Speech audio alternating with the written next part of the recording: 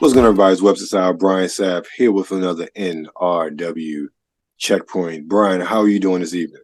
I'm doing all right. How about yourself? I'm doing good. We got a lot of news this week. No Nintendo Direct, which is what a lot of people were speculating. We'll start off with Sony. Sony had their earnings call, and there are a couple things that came up. Well, first of all, let's backtrack. So last week we had Helldivers 2 come out. Right. And if I remember correctly, this is the first Sony. Is first party, or are they just publishing? No, it's a PlayStation Studios. Okay, because I wasn't sure if Arrowhead was a PlayStation studio or not. I didn't remember. So I don't think Arrowhead is a PlayStation studio, but PlayStation Studios is also on the project. So maybe they are just publishing. Yeah, so that'd be publishing. Yeah, so this would be a second party game. Either way, it is the outside of MLB The Show, and that's a whole different sort of thing that was taken out of their hands, if I remember correctly, as far as the publisher to re-up the license. But that's a whole nother conversation.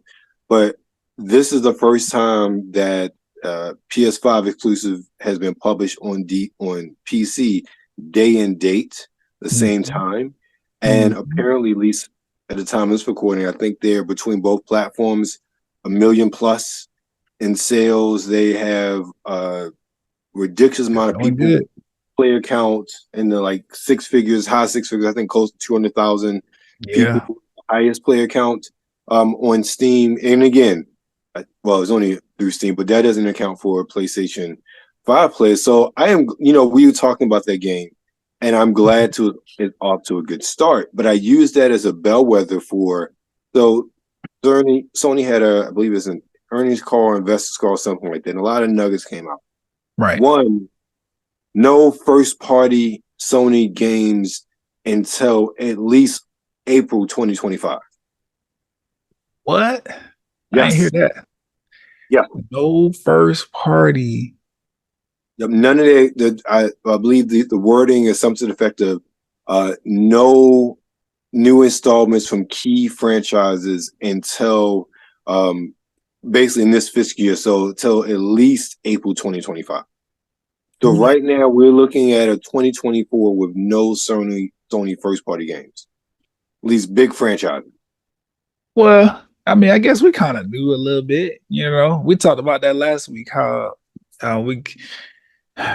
most games for this year have kind of been announced. So I mean, obviously, we would expect some we would expect some games to come in later on, or some surprises to come later on. But right, exactly. Yeah, but we kind of got the release schedule for the year almost.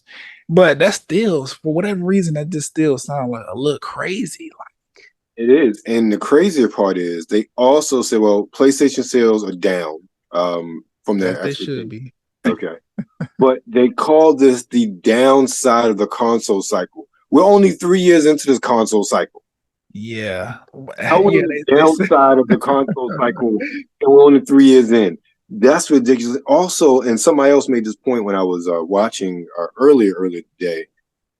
This console cycle, we're still getting games for Xbox One and PlayStation 4. Like, it doesn't even feel like this console cycle has really started yet, because I would say a majority, not most of, but a lot. I would say 50% of the major releases and a lot of the other releases, I'll say majority of those, are still coming out on Xbox One and PlayStation 4. And I think the common denominator in that is the Switch. I think a lot of companies, if you can make it for Switch, you can make it for those platforms too. And we'll see that when we talk about that, as far as, you'll see which games come out that are still on those platforms. Right. So that's the two biggest nuggets from the PlayStation. And then we go to,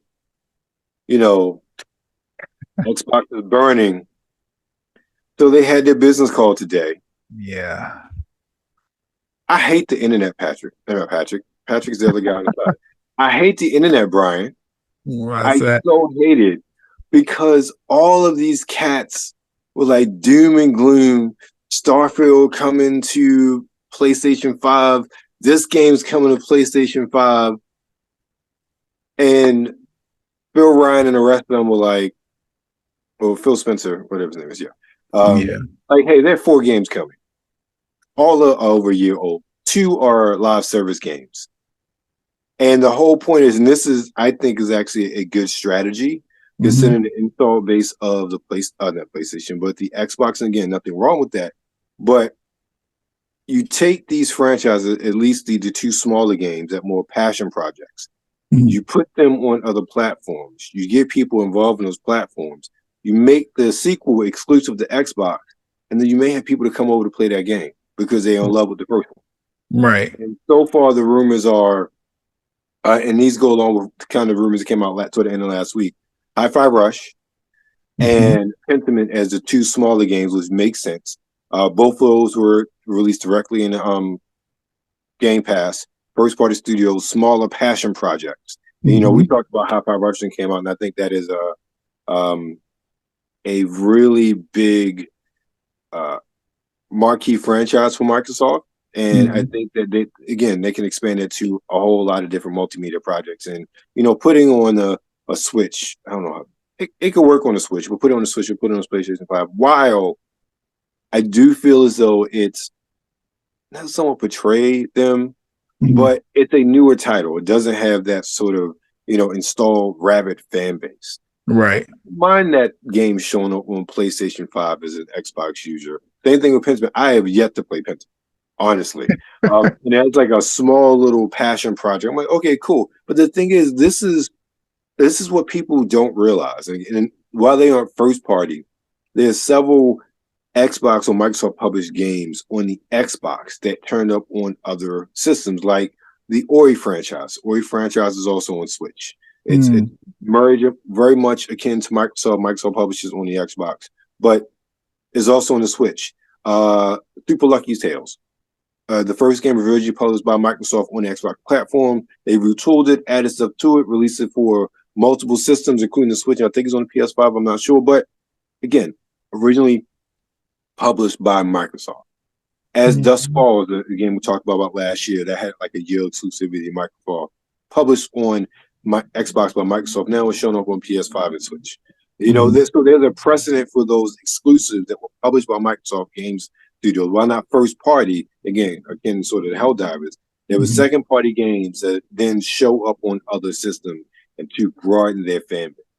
And then they said 2 service-based games. So one of the leaks that came out, one of the rumors was Sea of Thieves. And again, Sea of Thieves has been out since 2018. Yeah.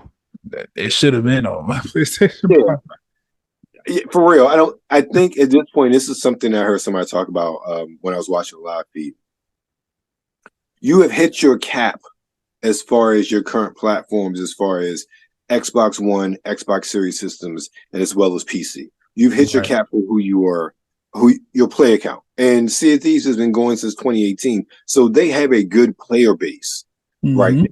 Now it's about expanding that player base. And honestly, putting it on Switch or PlayStation 5, I'm like, okay, that makes sense. It's a live service game. Right. Why? And then the other one that is rumored, this is a game I hadn't gotten into, was Grounded. That's a rumored one. But also somebody put up another idea of a sort of a live service game, Killer Instinct. Okay.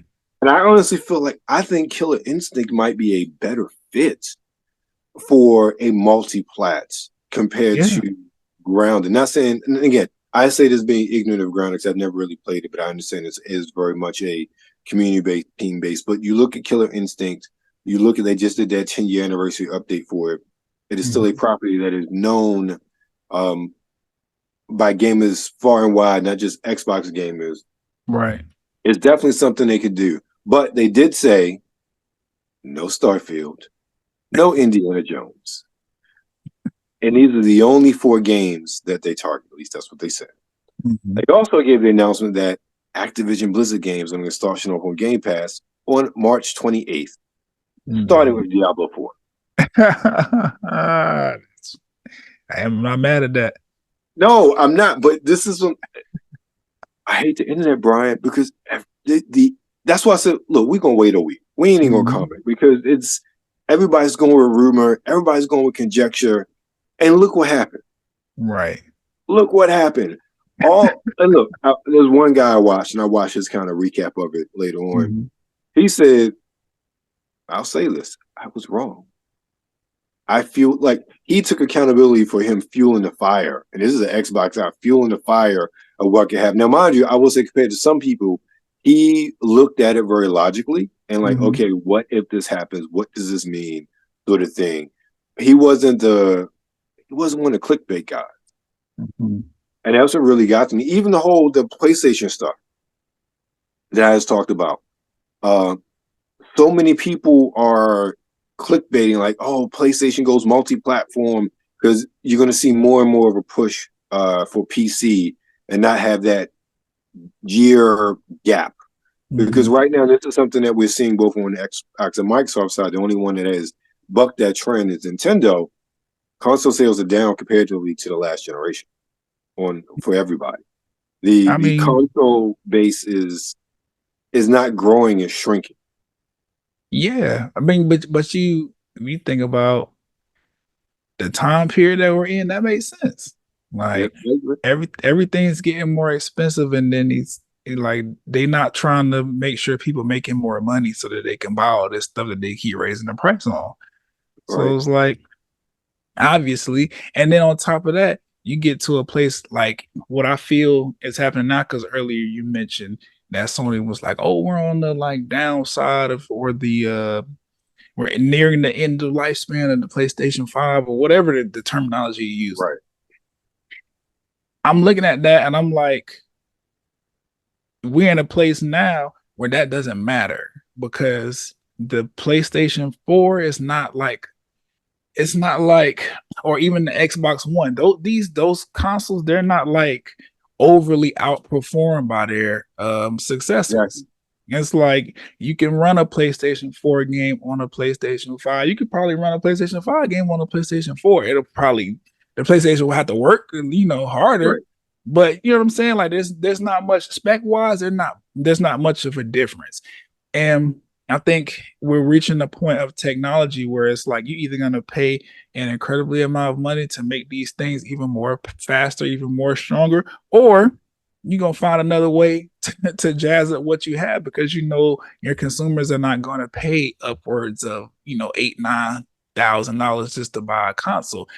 Right. So why not stay with the PlayStation 4 or the PlayStation 5? It's like, I feel like they're getting so comfortable with the built-in fan base that consoles have, that these games have, and they're not taking it to the account that the consumer will stop spending money if they can't afford it. Right. It's like I understand moving on to the next console, whatever, it makes sense. We all want a PlayStation 6. We want the next installment of Xbox. We want a Super Nintendo Switch. But if you're going to charge me an arm and a leg just to get it, I'm going to just stay where I'm at until you put it on sale. Exactly. and then we'll be having a different conversation. Right. But you bring up a really good point as far as that cost and game development specifically. We talked about the Insomniac leak a couple of weeks ago. Game development has gotten really, really expensive, or even more expensive. And I think that's one of the reasons why we continue to see games on PS4, on Xbox One, because they still have I think that's something's like close to 60 Xbox Ones. They're like 100 plus. It's like a 2-to-1. So it's like 100 plus PlayStation 4s out there. That's a whole lot of gamers that still have systems. Yeah. Why not? Why not put it out to make a couple extra coins to add to what you are already making from the newer generations of systems? So I think that, because I was looking at, the sales come up, Xbox, and the fact that they still have, and we ain't talking about 2K and their business practices as far as the game's concerned, but the fact that there's still Xbox One version of 2K, was it 24 or whatever it is, and this is realistically, we probably shouldn't have a Xbox One or PlayStation 4 version of that game at this time period, but we do, because there's still a viable market for those games. So one of the things they did say in the Xbox podcast, I'm not talking to you, Xbox, was that they are working on a next generation system that is going to be the biggest technical leap that we've ever seen. The basic terminology. But they have confirmed they're still working on a new system. There are a bunch of rumors about that, and I'm not really going to talk about that because none of that's confirmed. But we do know they're working on a new system. So, we got news from Microsoft and Sony about where they are, what they're doing, and what the future holds. Some news is good. Some news is, I wouldn't say bad, but kind of worrying, especially on the PlayStation front. Because I told you I don't have a PlayStation, but I love the fervor of the first party games. I love seeing people freak out. I love the sort of, not so much pushing the envelope, but I love seeing people play these games and really love these first party Sony games, these cinematic movies, as they say. And you have to ask a question. What is going on with all those studios that they not even because we should be on track for Ghost of Tsushima 2 around this time.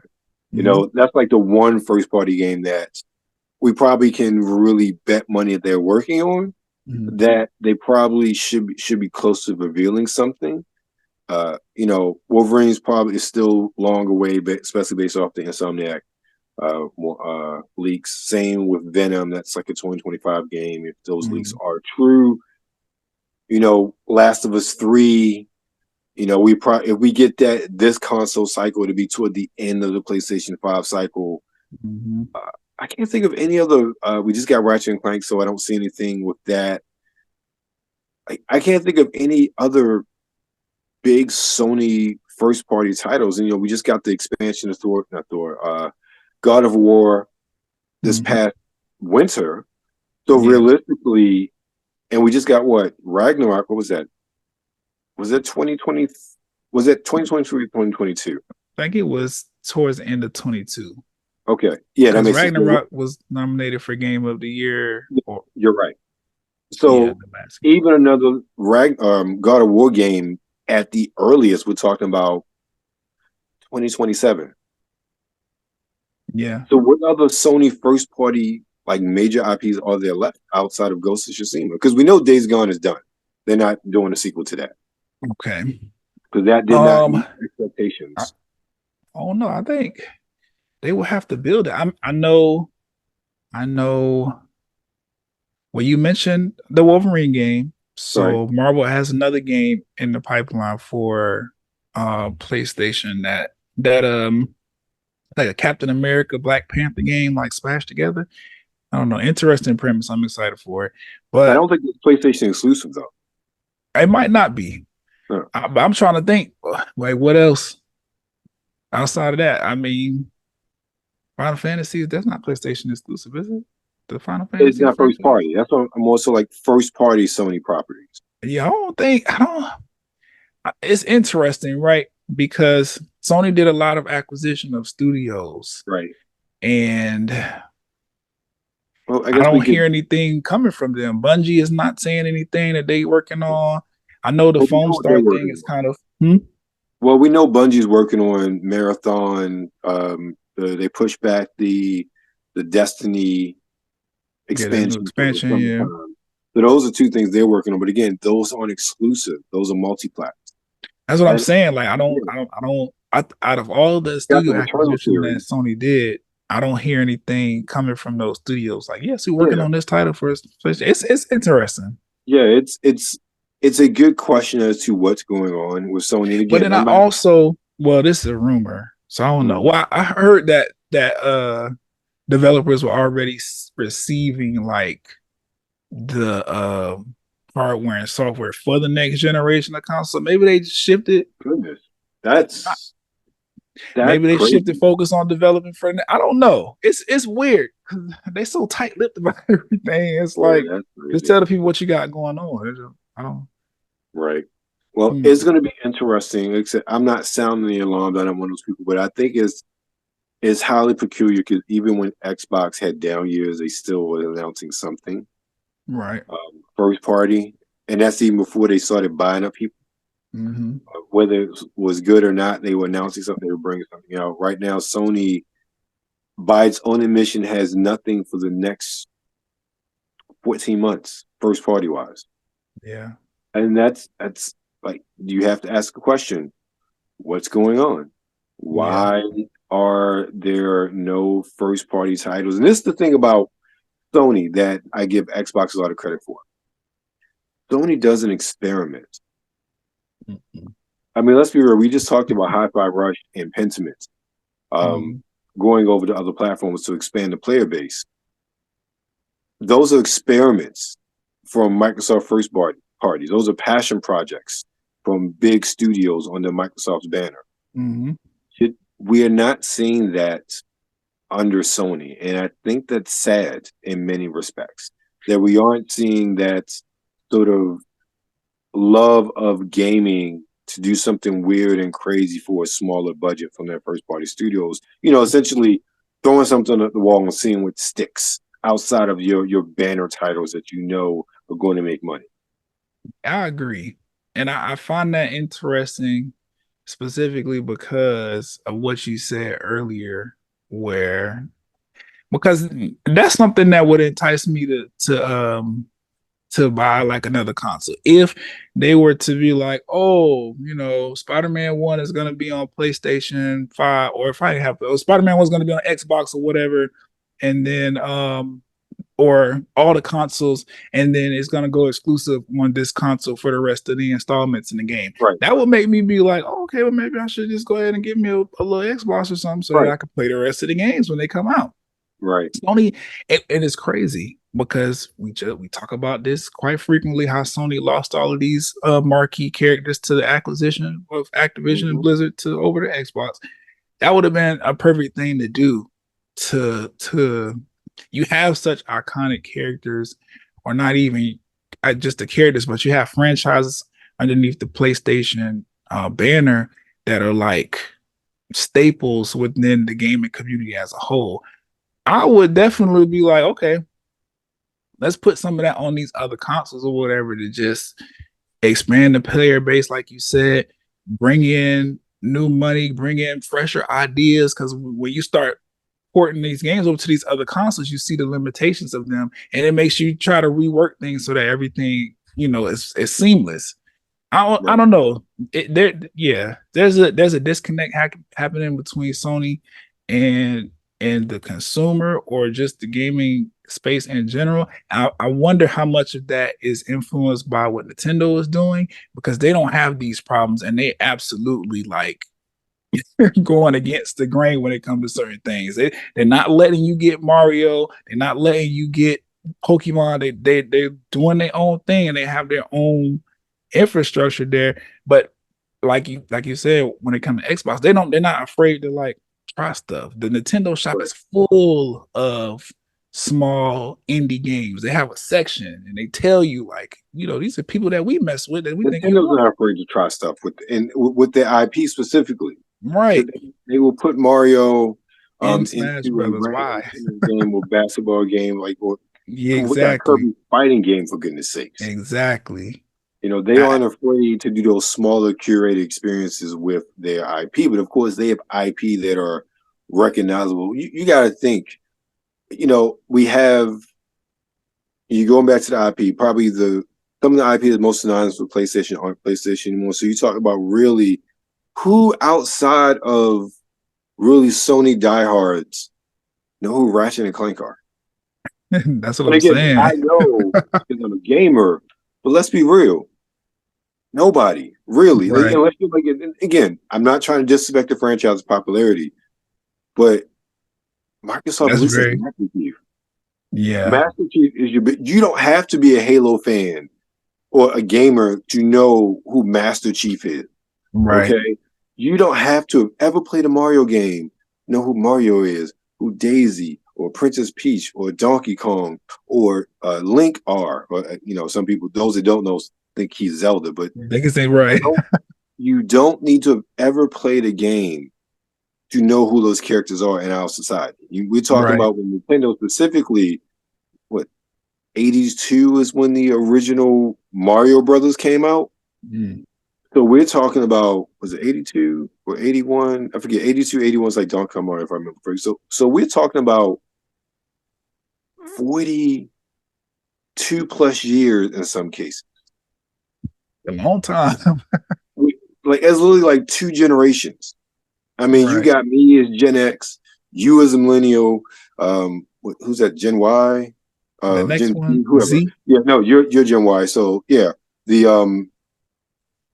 Gen Zers. Z. Yeah, like they know, like you have generations who've literally grown up with these characters in some way, shape, or form. And again, not just video games. Same with Master.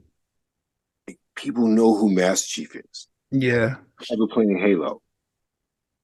Sony does not have that sort of property, in my opinion, where it crossed. Like they tried that with Ratchet and Clank. We had the movie and all that, but that just crossed pop culture like that. Yeah. I think that's why they can't do those things like Nintendo, because Nintendo's IPs cross pop. Hell, there are people who are familiar with Gears of War who have never played the game because of how much popularity, and at least they know who Marcus Phoenix is. Right. Because of how popular the game series was and how it transcended pop culture, even without a movie or anything like that. That's a testament to how something really translates with the entire community, not just the gaming community, as far as I'm concerned. But it's going to be interesting 14 months, because I'm not saying that Sony can't do it just on paid exclusives, but when we're really talking about what Final Fantasy, which again is big, but again, I had to say it, it's kind of niche. Yeah. Silent Hill 2 remake, it's kind of niche. Yep. And again, maybe that's just my opinion, you know, from the outside looking in. And I don't think there's ever been any real confirmation that Silent Hill 2 is only on PlayStation. I don't know. Maybe I'm wrong. Maybe I missed that. But that's the going assumption. But again, I don't know for sure. But Stellar Blade looks kind of cool. But again, is that going to move the needle as far as like this big blockbuster game that's going to take the place of their first parties? And that's the thing. All these games now have to do the legwork of what their first parties will be. We saw how well Spider-Man did, regardless of return on investment and this and that. We saw how they did gangbusters. Are any of these games going to really replicate that sort of success for Sony and PlayStation to have not so much the sales, but to heighten that level of brand awareness for the console? I honestly think not. Yeah, they would have to come with something new and original, and that's probably the reason why they were putting up so much of a fight for against the merger, because they realized that Microsoft is moving into a space where they have recognizable IP that their player base would definitely partake in, because I'm an Overwatch fan through and through. Like, I love that game. I don't care about the fact that Microsoft owns it. I'm still going to play it on my PlayStation, and it's just not going anywhere now just because I'm a fan. So it's like, I don't see that. Maybe because all the characters I'm thinking of, like Dante for Devil May Cry and Cloud from Final Fantasy, whatever. I'm pretty sure these games are accessible on Xbox. So it's like, what do you have? You know what I'm saying? You don't have Spyro anymore. You don't have what's the little spinning on even that. Naughty Dog did Crash Bandicoot. That's Naughty Dog's project. Like, what do you have? why have you not tried to keep anything for you so that your brand can remain synonymous with something that is recognizable across the board? But I don't know. Sony is weird in that way, because they're making quality hardware, but it's like everything else is kind of like thrown together.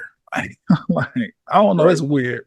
No, I think your point is very good. I wouldn't even include Activision Blizzard, because all those are going to be multi-platforms anyway. I don't foresee any of those franchises going exclusive to Xbox. I think that would be stupid business for Microsoft. Yeah, I don't see that either. But at the end of the day, they own them now. They're just like Pokemon. Like, Game Freak is Pokemon, but Nintendo owns Game Freak, or at least a large enough share in it to claim. You know what I'm saying? Like some kind of primary ownership of them. So it's like they belong to them. I don't know. That's weird. I think you made a really good point. What is Sony going to do? How are they really going to pick it? I honestly think the next 2 years specifically are going to be really critical for Sony reinvigorating their business strategy. Because let's be frank, the old model, which they're clinging on to, is not going to last forever. And right now, we have, you can cloud play to your PS5, and it may be expanding in the future. Mm-hmm. Who knows? But they need to do something to really make some changes in order to continue to have a viable gaming business. Because Nintendo is doing that. Microsoft is doing that. Sony looks like a dinosaur. Whatever. Right. It looks like a dinosaur and everything else. Right. So let's get into the new games. We got a pretty extensive list this week. Some new stuff, some remake stuff. All right, so let's get into some games. First up this week, we have Banishers Ghosts of New Eden. It's on the PS5, Xbox Series S and X, and PC. And we are watching a trailer from Don't Nod as a developer and Focus Entertainment as the publisher. In New Eden, 1695, communities of settlers are plagued by a dreadful curse. As banishers step into their lives, investigate the source of evil, unravel chilling mysteries, explore diverse landscapes, and interact with unforgettable characters whose fate lies in your hands. Banishers, Ghosts of New Eden is an all-new title crafted by renowned studio Don't Nod, known for their acclaimed titles such as Life is Strange and Vampire. Immerse yourself in an intimate narrative action RPG, taking you on an exhilarating journey between life, death, love, and sacrifices. Okay. So, interesting. Yeah, we are watching a trailer for that one. We've seen a lot of diverse games come out of Don't Nod in the past 12 months or so. There's that one climbing game that came out. That's on the Game Pass. Talking about. And then there's that one where like you're your god of like different emotions or whatnot. Mm-hmm. All of those were Don't Nod. So they have. I want to know how large of a studio they are for them to constantly kick out games like this and such diverse. Well, I agree. I'm interested in the trailer for this. Yeah. Next up, we have Islands of Insight on the PC.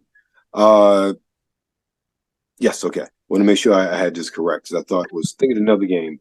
It's from Lunarch Studios as a developer and Behavior Interactive as a publisher. Welcome to Islands of Insight, a sublime shared world puzzle game set in a fantasy realm of ancient wonders and natural beauty.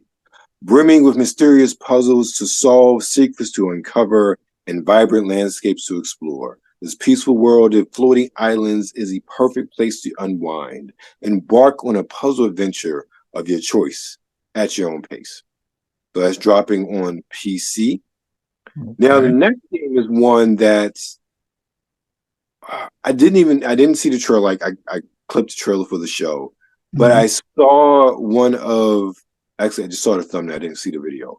One of the sort of retro gaming guys that I follow on YouTube earlier today, and I just saw the headline, and his tagline was like, "This game is like wonderful or perfect." It was just like a really great accolade for the game. So I'm like, "Oh, what is this?" I had no idea it came out this week until I put the list together. It is Arzette, the Jewel of Faramore. Is on the PS4, 5, Xbox One, SX, Switch, and PC. We're watching the trailer for that. It is from developer CDI Software and publisher Limited Run Games. After 10 years of peace, the evil Demir has returned. Princess Arzette is the kingdom Faramore's only hope to restore harmony to the land. In this brand new interactive action-adventure game, you control the resourceful Princess Arzette. Travel through multiple breathtaking locations filled with scum, villainies, secrets, and speak with the locals to uncover mysteries and objectives, and take on the evil Demir as Arzette. The Jewel of Faramore brings you the best interactive gaming experience since the invention of the CD-ROM. What? So that comes off. I get very old school vibes from that sort of throwback. So I'm very much looking forward to seeing what that trailer looks like. Me too. My CD-ROM, huh? Right, exactly. That's a hell of a thing to put in there. Right. Kids, look up Wikipedia for CD-ROM. Google CD-ROM. Kids. Yes. Speaking of throwbacks, next up is Tomb Raider 1 through 3 Remastered on PS4, 5, Xbox One, SX, Switch, and PC, and we were watching a trailer for that as well. From Aspire, Crystal Dynamics, and Aspire as the publisher. Play the original Tomb Raider adventures for the first time ever. Play the complete experience with all expansions and secret levels on modern platforms in its definitive collection. The game titles includes Tomb Raider 1 plus Unfinished Business, Tomb Raider 2 plus The Golden Mask, and Tomb Raider 3, The Lost Artifact. Key features: solve ancient mysteries, uncover treasures of the ancient world by solving puzzles and unraveling mysteries long lost to the ravages of time. Globe-trotting adventure. Follow Lara Croft around the world and face off against deadly foes and dangerous myths. And Leveling Restored. Experience the classic boasting updated graphics with the options to switch to the original polygon look at any time. Now, I was curious when this one was announced because if I remember correctly, I believe it was Tomb Raider Anniversary that was released back like in the 360 era, was essentially an update or a remaster of the original Tomb Raider, if I remember that correctly. So I was surprised that this remaster came out, as well as the fact that it's a collection of 3 games, and you have those sort of retaining the original feel of the games, both the look. I think they updated the controls from the tank controls, which is a blessing in this day and age. But it still wanted to preserve that feel of the original games, but just making the graphics shinier. So I'm interested to see what that looks like. Me too. All right, next up we have a little to the left on the PS4, 5, Xbox One, S and X, and also on Game Pass. It's from Max Inferno and Secret Mode. A little to the left is a cozy puzzle game that has you sort, stack, and arrange household items in pleasing arrangements while you keep an eye out for a mischievous cat with an inclination for chaos. Check out this playful and intuitive puzzler with 100 plus satisfying messes to tidy. And this dropped on PC and Switch last year, which is why they're not mentioned. I'm curious about that one because I've talked to you before, you and Kuya P, about how much I enjoyed Unpacked. And that's Pass as well. And this, again, we're not watching the trailer, but just the description reminds me of Unpacked, that sort of reverse where you're tidying things up, and then you have this mischievous cat trying to knock everything down. But it sounds like it'll be a really fun experience. And again, it's on Game Pass. And I think when I looked it up, it's not an expensive game either. I feel like it's maybe 9 to 19. I don't know. They all blow together, but it's under $20 if I remember correctly. Inexpensive, yeah. Yep. Compared. Next up, we have PlateUp, PS4, 5, Xbox One, SX, and Switch, and PC. I don't know why PC doesn't. Now, side note, again, we talked about before, a lot of these games are still coming out for these platforms that are 10 plus years old now. That tells you a whole lot about people recouping their costs. So PlateUp is from developer Is Happening and publisher Yoga Cast Games. PlateUp combines chaotic kitchen and restaurant management with strategic planning and development to create a delightful roguelike dish unlike any other. Up to 4 players build and run a restaurant from scratch, choosing dishes, buying and placing appliances, some of which can be a daisy chain together to create ambitious automatic kitchens, cooking food and serving customers. Didn't we talk about something like this before? What? It sounds a lot like Overcooked. Or and then there's that one indie title that came out with the diver, and he would catch the food and serve it in his restaurant. Okay, this is just the synopsis sounds like something we talked about before. I guess there are a lot of games that are doing this. Yeah, so players have free reign. Yeah, it's cooking. Players have free reign to design their restaurant, which will expand and develop between shifts with additional content and challenges unlocked through progression. You can cook, serve, and manage your way through 15 hectic days in your restaurant and unlock a brand new franchise. Okay, so that's PlateUp. And I usually like little games like that. We watching trailer for PlateUp? We're not, but I think this is the one. I think this is $10. I think this is a cheapie. Okay. So this is yeah. You can't go wrong with $10. Nah. All right. Next up is another remaster. Look, we talk about Nintendo, right? The Switch is a system that keeps on giving. The Switch has allowed Nintendo to pull out and remaster any game they feel like. They really any. Yeah. And throw it on the Switch to sell it. In this case, we have Mario vs. Donkey Kong, which is a remaster of the Nintendo Game Boy Advance game. So it's from Nintendo, obviously. Right. Donkey Kong has stolen all of the mini Mario toys from the factory, and it's up to Mario to get them back. Run, jump, and backflip your way to retrieving them across over 130 levels in this puzzle-style twist on classic platforming. The rivalry that originally heated up on the Game Boy Advance system returns to Nintendo's Switch system with newly added co-op play, brand new worlds, updated music, visuals, and other new ways to play. Okay. I never got into this game back in the day. I think I played it once or twice and it wasn't for me. Well, I mean, hey, it's like yeah, I understand why you feel that way. But shout out to Nintendo because the Switch gotta be their best console yet. And I know like they've always had like really good consoles throughout the generations. Like, Super NES did something crazy. The Nintendo 64, the GameCube, like even the handhelds, the Game Boy Advance and DS and all that, iconic systems. But the way the Switch like literally took the best of all of those consoles, yes, and 10 plus years later, we still like, oh yeah, new Switch game coming out. Nintendo, they teasing that they might be working on the next Switch. Like, this is the kind of longevity that PlayStation want to have, but they misstepping because the longevity is there because Nintendo has the characters, the IP. They have the ecosystem to keep all that stuff just running smoothly and forever in people's faces. Right. Let's be realistic too.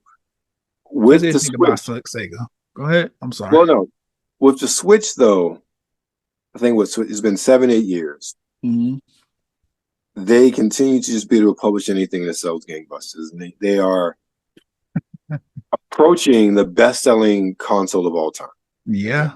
You're not beating that. So let's be frank. A Super Nintendo Switch is not going to beat the Switch. However, absolutely not. Making sure it's backwards compatible, and Nintendo acknowledges that they have the same sort of success. Mm-hmm. You make sure that whatever game system comes next is backwards compatible, and that it stay handheld. I'm not going to stress it enough. I can't stress it enough. Nintendo cannot go back to a traditional console model. They can't. They that docking feature. Change the game. They can't. And also, this allows them not to have to make two consoles. Exactly. Yep. They forever in on both sides of the race. No matter what kind of Steam Deck, Microsoft, handheld, PlayStation decide they want to do a PSP again, it don't matter. Nintendo was there first, and they still at the top. Flip over to the console side, just put it in that dock. Now we competing at 1080p at the minimum. We competing 1080p. Exactly, and honestly, when that new one comes out, and assuming it's going to be 1080p, which it should.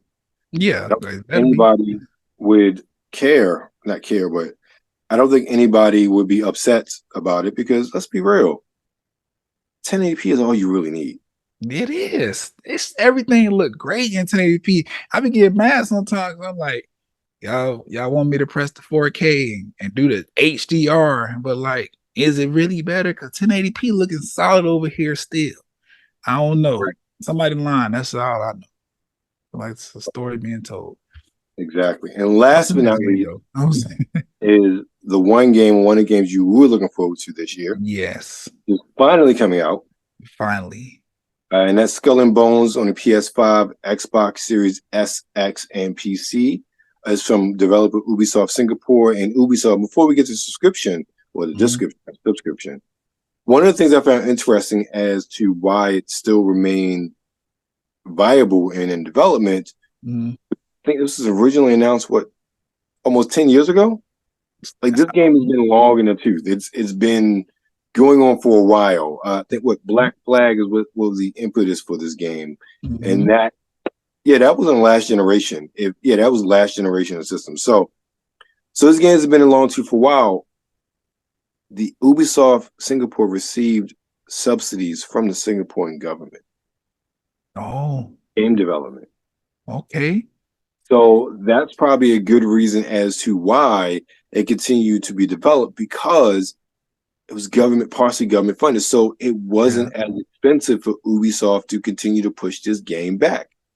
Yeah. So And we see for that yeah, me either. Because we see a lot of other studios, they have these divisions outside of the United States, and they do that. They kind of, because I've seen that before. Like who else?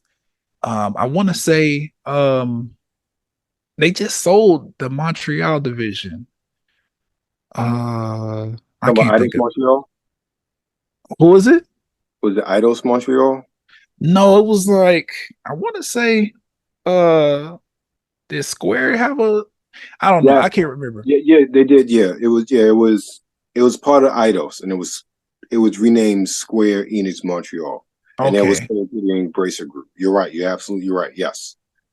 I think that's gonna be important moving forward, especially for these type of like studios that don't have an attachment to a large like console brand. Like now Activision Blizzard is attached to Microsoft and Xbox or whatever.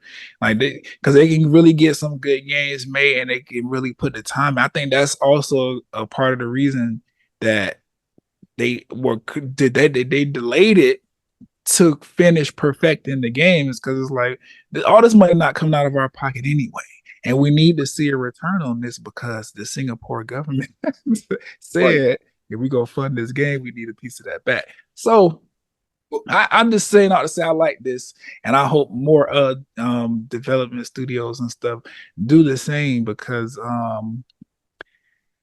the consoles are nothing without these games. So let's talk about Ubisoft for a minute, because I know we got into tight in the synopsis of Skull and Bones, as well as we're not watching Skull and Bones trailer because we already done that before. However, their reporting earnings have come up, as far as them talking, and they're back in the upswing, because they were down bad for a minute. Down bad. Prince of Persia game in like its first week sold like 300,000 copies. I believe the figure was it generated like $15 million. And that was, again, first week of sales or whatever it was. One of those titles that's going to have long legs, more than likely. The Assassin's Creed Mirage, I think is the last one, that sold 5 million copies. I am not a big Assassin's Creed fan, but to hear that's Spider-Man numbers. Yeah, because Assassin's Creed, they've done or been able to do what.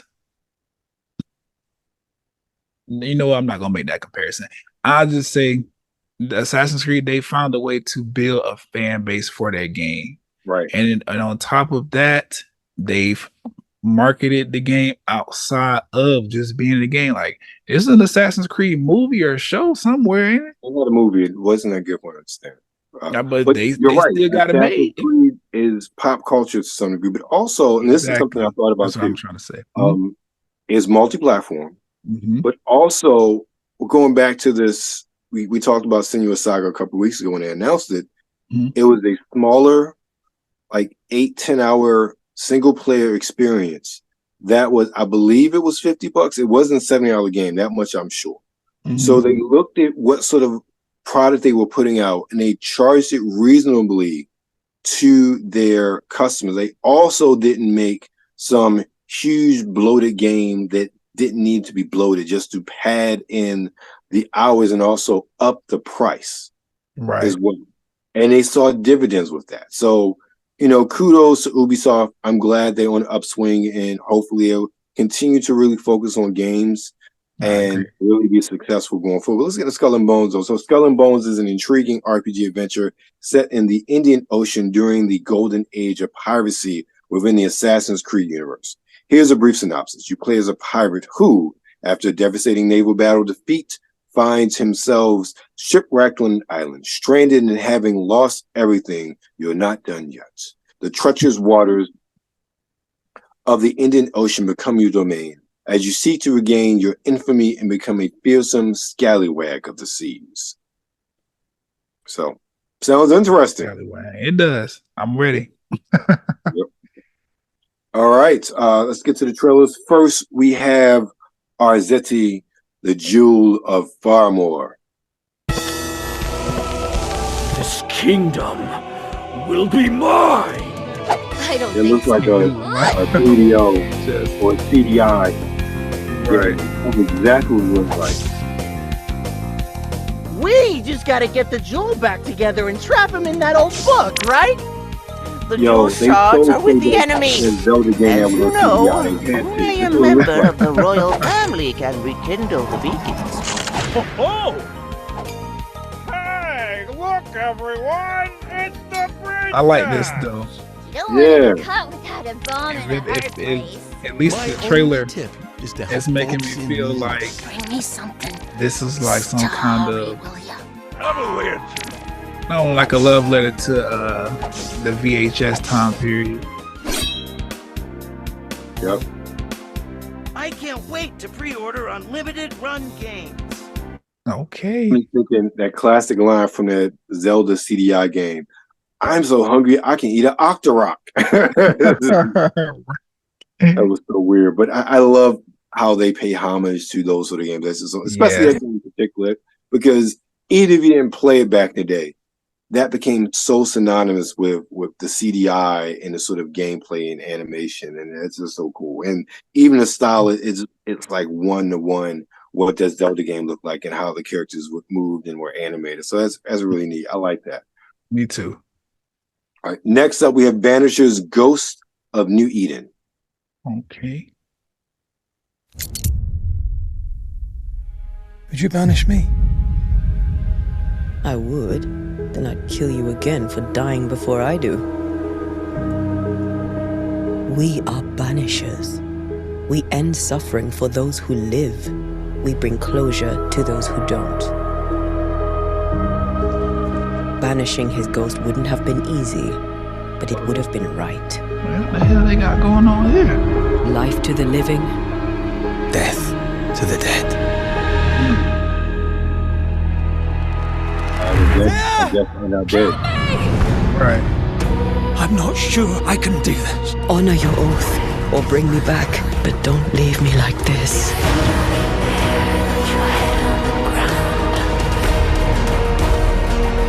Something's there.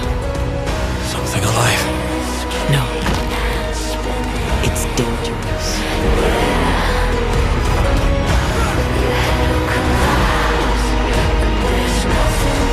Come no closer. Who are you? I'm a banisher.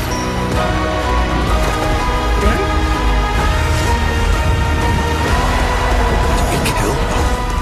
Or do we part forever?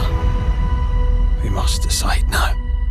Where is my mind? I love you, Red McCraith.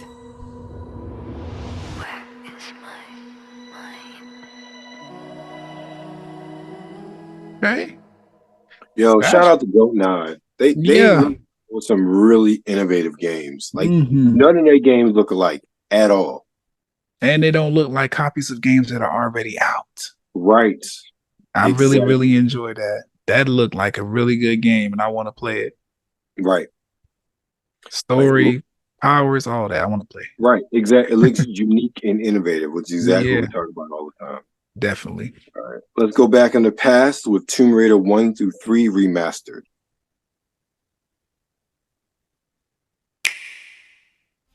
The legendary Raider returns. The first 3 Tomb Raider games, all with upgraded visuals, are venturing onto Nintendo Switch in one daring collection. Okay. As the fearless archaeologist, Lara Croft, you'll travel the world and face off against deadly foes and even deadlier legends. Climb, backflip, and swan dive through perilous quests spanning different countries and mythologies. Along the way, you'll solve puzzles to uncover treasures of the ancient world, and unravel mysteries lost to the ravages of time. This faithfully remastered trilogy comes with all of the expansions and secret levels for each game.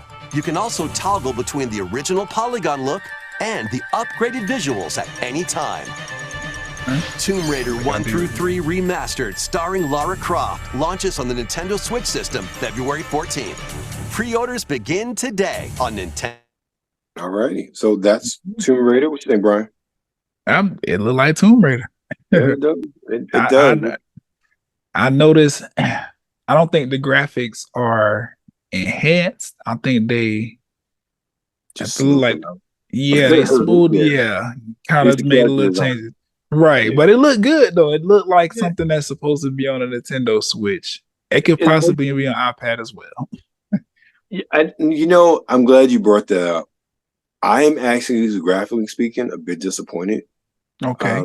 In the remaster, like I see a lot of extra details they put in, but compared to what's been done with other games from the era, you're talking about this is what, circa 95, 96? Yeah, when the 1, 2, and 3 came out. Yeah, PC and PC, PlayStation, and Saturn, at least for one. So you're talking about mid to late 90s with this. So we're talking about 30 years. There are games that came out back then that have been remastered that look better from a remaster standpoint. Yeah, I don't know. I guess I was expecting more for what we called a remaster. But, that's my opinion. It still looks pretty good. It looks like Tomb Raider. I just think that considering how the look of Tomb Raider has changed, I just was expecting a bit more when it comes to a remaster. But that's me. They definitely took the old game and just smoothed it out. Yeah. But exactly. I guess for me it worked because it made it look more cartoony a bit, and to me, I don't know why I associate all of the cartoon looking games being perfect with Switch, but it just made it fit for me. I feel you. So that's it for our games this week. Brian, what's going on with you, man? I put out an episode of Talk+Play Blerd Pod not too long ago. I want to say of 2 days ago. I'm not sure. Whenever that came out.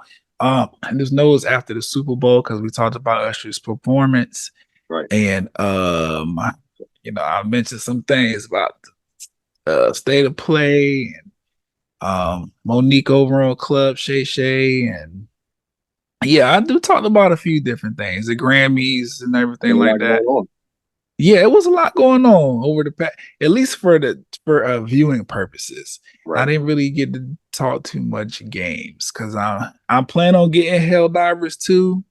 Right. Wasn't expecting that. My back catalog is I shouldn't even be looking at any kind of games, but it just is what it is. I want to play. But that's pretty much it. What about yourself?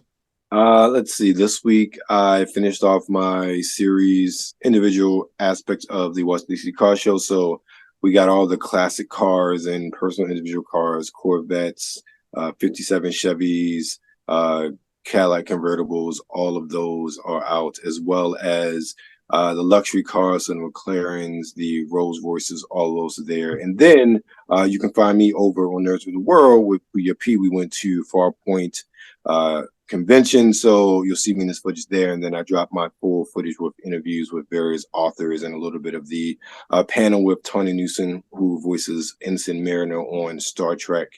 Lower Decks is out, and all that's out right now. Time is recording. You also got Persona 3 Reload is out.